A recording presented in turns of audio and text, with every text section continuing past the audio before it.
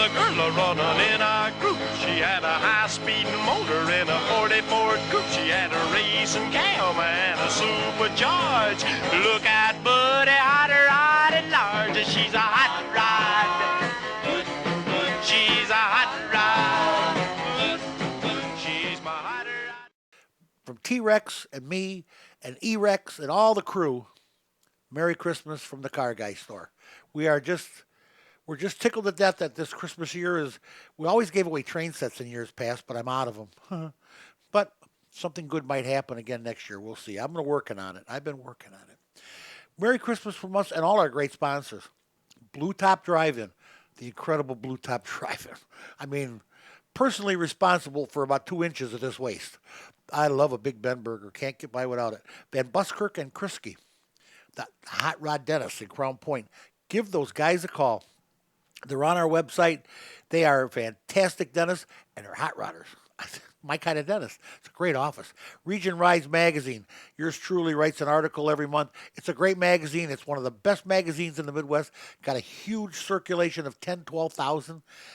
Mark Hallier and the gang. I haven't had Mark on for a while. We got to get him going here. I got to get him back on the air because we got a lot of stuff to talk about. That's a great, great monthly magazine. It's available free at most of your grocery stores and stuff in the Midwest, and at my shop and a couple other places. So in Lansing, it's really a great deal, and it's a great magazine. Region Rise, we talked about. MC Customs, Marco Leone, my man. Marco, it never ceases to amaze me. The guy brings animals things in here, skins and pelts, and I'm not sure where he gets them. I know he goes on all these long trips, and he comes back, and he's always got something exotic to show me. He's a scary dude when he comes in with all the alligators and the snakes and the ostriches and the yuck. But Marco makes the best. He is known in the Midwest. He makes the best and the most custom designed interiors for all the guys that are restoring a car. Man, oh man. Plus, he can fix your grocery getter. If you got a problem, he can fix you up. Bumper to Bumper, one of our main sponsors. Bumper to Bumper and Auto Value Stores. Check those guys out. This is not your average parts store. This is not a big box store. This is a bunch of guys, trained professionals that can help you. Guys that have been in the parts business for a long time. Bumper to Bumper and Auto Value Stores are the guys you want to go see. That's the official parts store of your car guy. I use them at my shop, which, by the way, is also a sponsor, Unlimited Service Automotive, in Ridge Road and Burnham and Lansing. 36 years. I've been playing with that place for 36 years. I was 10 years with Chrysler before that. So that's my bona fides. I've been doing this for over 45 years. If I haven't fixed it, I've seen somebody else fix it, and I remember how to fix it. Trust me, it's a great life, and it's been real good to me. And that's why I'm giving back on the car guy. If you got a question about your car, you call me. I'll tell you what needs to be done with it. Save you a lot of trouble and a lot of misinformation that you get from places that aren't qualified, because we are, and I am. Trust me, I'm doing this a long time. More recalls, and this is a clarification. The NHTSA sent me a clarification of that Metris van from Mercedes that has the fuel leaks. It turns out the fuel line requires a special tool to hook it up right, plug it in tight, and apparently not everybody was trained how to use that special tool, because some of them are leaking. And fuel lines that leak can only cause a problem. We don't talk about those in front of T-Rex. He starts playing with the book of matches and stuff. It's not fun. It's not pretty either. Did you ever see a 3-cylinder Ford Focus? I'm going to tell you, I have never seen one. I've been doing this, like I just told you, for a long, long time. Apparently, 2016 to 2018, Ford Focuses, only about 3,000 of them, because that's all they made. 3-cylinder, 6-speed automatic or 6-speed stick-shift transes. They have a trans fluid leak, and it leaks right on the exhaust.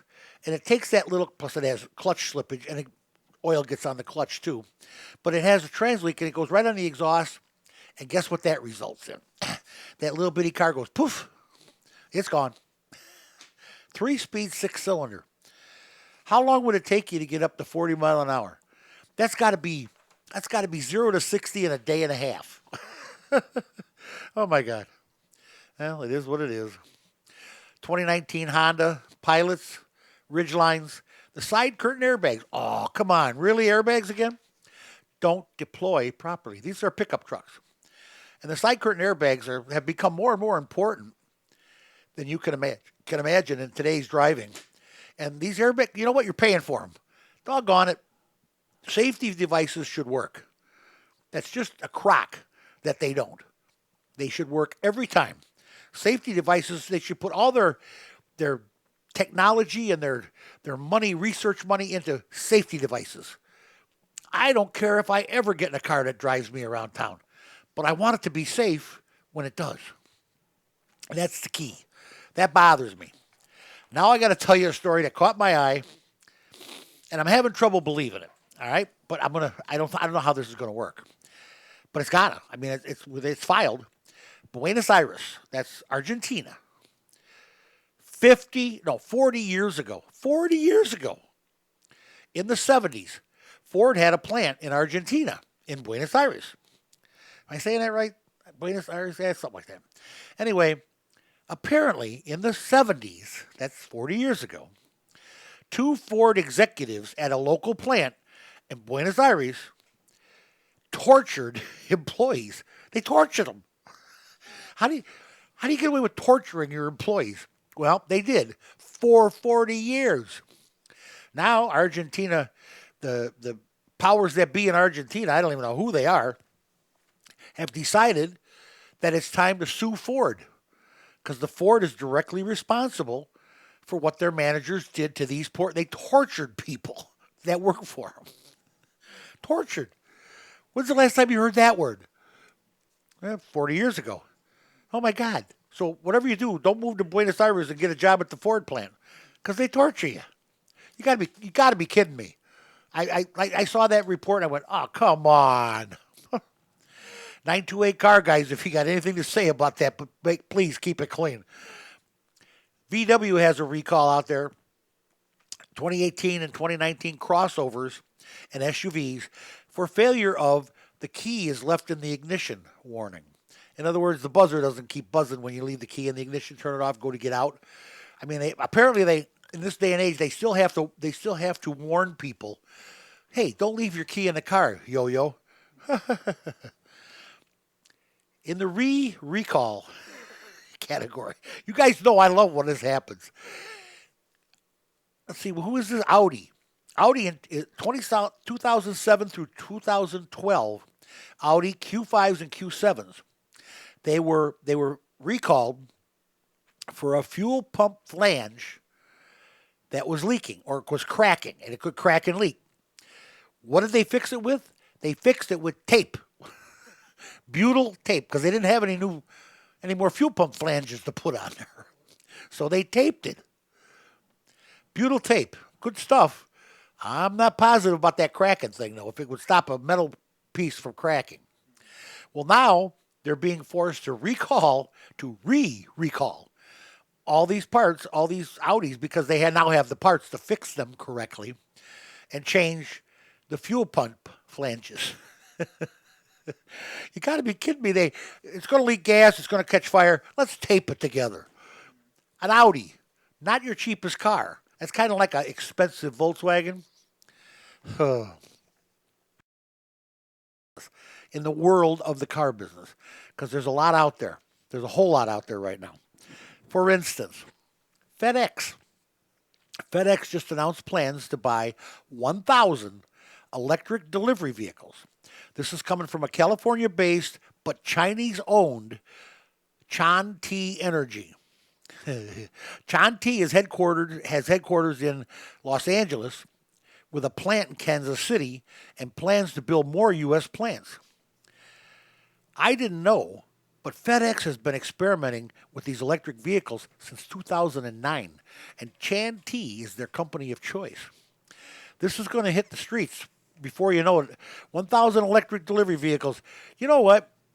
We won't even use oil for our salads anymore when we're done with all this. You know that? It'll be great. We'll never have to have any oil. I love it. We don't have to oil for nothing. No squeezing the olives. Looking for future investments? Lyft, that's the ride-hailing company, like Uber, the ride-hailing company has filed quietly, without big hoopla, for a public offering of their stock. Now the word is that Uber's right behind them. Hey, like it or not, this is the way of the future, guys. Trust me. It's coming on. Speaking of ride-hailing, New York City has set a precedent by establishing a minimum wage for Uber and Lyft drivers. A study revealed that these drivers averaged about $11.90 per hour, and New York has set the minimum at $15 per. I think those guys get paid with like credit card money, and then they can go out and charge stuff. It's all done electronically. It's the wave of the future. It just is. And $15 an hour for a taxi driver, that I got to tell you, and I'm not going to name names and I'm not going to name companies, but I got to stop right here with my reports. The ride-hailing companies are not choosy who they pick. They don't inspect the vehicles. My shop is a shop that will take Lyft vehicles and inspect them for Lyft and fill out the form. But even if I fail it, they're going to let this guy drive Lyft. Cars with bad brakes, bad tires, you know what? Uber and Lyft might be a nice idea. I'm not seeing it. I don't know that that's going to be any good. Now, they're going to have self-driving cars. Uber and Lyft will have their own cars. They won't be hiring people with substandard cars to drive you around. If they're going to have their own self-driving cars, they're going to have brand new electric cars to drive you around and computerized. So it won't matter. That'll be a different car. That'll be a better car. But who's going to service those? Who's going to check those? You got to have a safe car. I don't care what they say. FCA Chrysler is reopening a long-idle plant in Detroit, their engine plant, to build their 3-row SUVs, a version of the Grand Cherokee, but it's going to have 3 rows. They were already retooling Warren, Michigan plant to build what they call their Wagoneers, and it's going to be a 3-row Jeep SUV. How cool is that? It's a lot of parents want that. Get them kids as far back as you can get them and bolt them in, and gag them if you want. That's what I would do. Speaking of investments, Toyota and Mazda are teaming up. These bedfellows are something else. Teaming up to build a $1.6 billion plant. $1.6 billion with a B in Huntsville, Alabama. That will employ some 4,000 new workers at their Huntsville, Alabama plant. Hello. How good is that? Hey, these guys are all investing over here, and they know they have to. This is all serious. That scooter rental service I told you about, they rent scooters. It was called Lime, Lime. Well, they're jumping into the car ride-sharing business in Seattle. They have a fleet of Fiat 500s. Oh, my God. That was voted like the worst car in the world 5 years in a row by Consumers Digest. But they have a whole fleet of these. I bet they got them cheap. Oh, boy. Customers can unlock these cars with a smartphone app, and there's no keys needed. And they're self-driving. They'll pick you up and take you everywhere. Or a rideshare. You could drive them, I guess. You want to hear a good one? And this cracked me up. And, you didn't hear this here, okay, guys? Don't spread this. Yeah, go ahead. You want to hear a good one? GM's new 2.7-liter 4-cylinder pickup. Now, it's a full-size pickup with a 2.7-liter engine, 4-cylinder, has gotten horrible fuel ratings from Consumer Reports. Horrible fuel ratings. And you know what? That's not enough motor for that big truck. Take it from a car guy. I'm telling you. You get better mileage with a V6 or a V8 than you'll ever get out of a 4-cylinder. I don't care how many turbos you put on the damn thing. It's not going to be enough to power that truck down the street. Well, anyway, GM's answer to this whole debacle: don't look at the label. Don't read the sticker where it says how much mileage you're supposed to get, because you're not going to get it. Oh my God!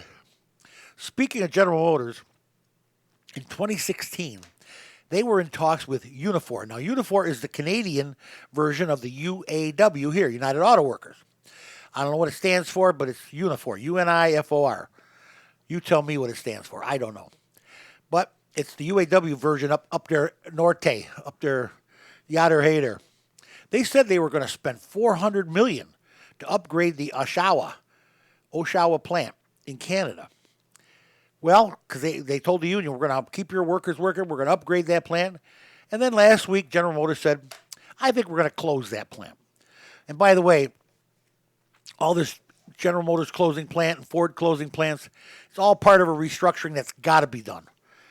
Don't tell me the car business is going down to pop, because guess what? Everybody else is building new plants here.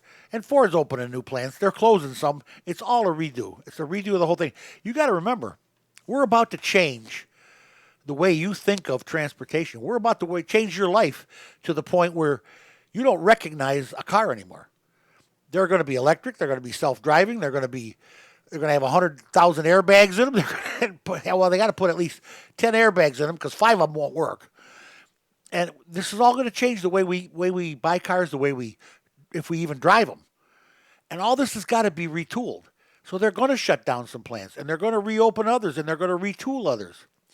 These foreign makers that are coming over here are building these new plants. They're building new plants tooled up for this stuff because they know it's going to happen. Ford and Chevy and Dodge, they're here in the United States, and they're set.